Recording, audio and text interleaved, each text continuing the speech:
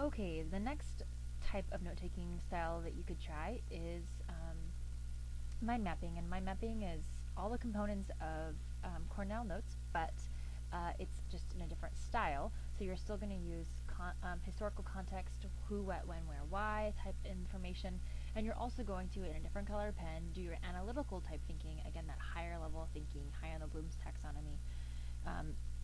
So you can still star or highlight important parts, clarify examples written in the margins, write interesting comments, make connections to other readings, class materials, make inferences or predictions as to cause and effect. You'll write a summary at the end, and it also needs to be somewhat organized. Okay, so let me go and show you how to do this. Actually, before I do, I'll show you some mind mapping notes that I took myself at a conference I was at the other day on teaching. This conference was called Differentiation. So here are my little topics with arrows, things connecting to other things. I should have probably in another pen wrote questions, colored pen, wrote questions that I had, things or activities that I might apply this to in my current teaching. So I probably could have done better with that more analytical thinking. Nonetheless, let me move back to note taking, mind mapping. Okay, so you want to start off with your topic in the middle, and then, like I said, on the Cornell note-taking page, would be economics, and then I would write the definition of economics: the production, distribution, and consumption of goods and services, which is the main definition of economics. And then, okay, there we go. And then I might give that example. This is making, giving out, eating. It's like a cycle.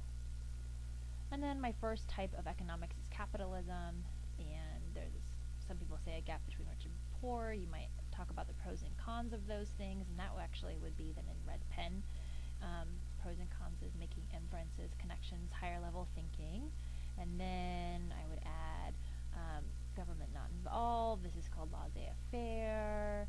And this is competing companies. And some analysis I might add is Microsoft versus Apple, and I draw arrows connecting to laissez-faire and competing companies.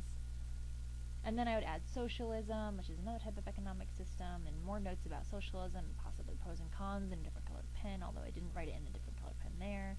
And more notes, and I might analyze that I heard one of my family members say that Obama healthcare is more socialist in nature, and so I might write a question mark there and talk to someone about that later. And then I have communism. Ooh,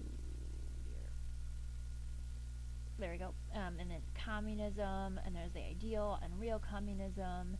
And I know, and I've heard that Mao Zedong is a leader of communist China.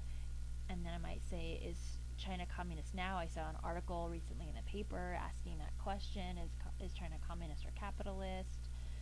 I heard this guy named Karl Marx, and he wrote the manifesto. I make that connection there. I might even draw, because of this article that I read, is China communist or capitalist, I might even draw a line between here and there, and with a question mark saying China on it. That would be some cool analytical note-taking skills there, and also higher level thinking. Okay, so there is mind mapping for you.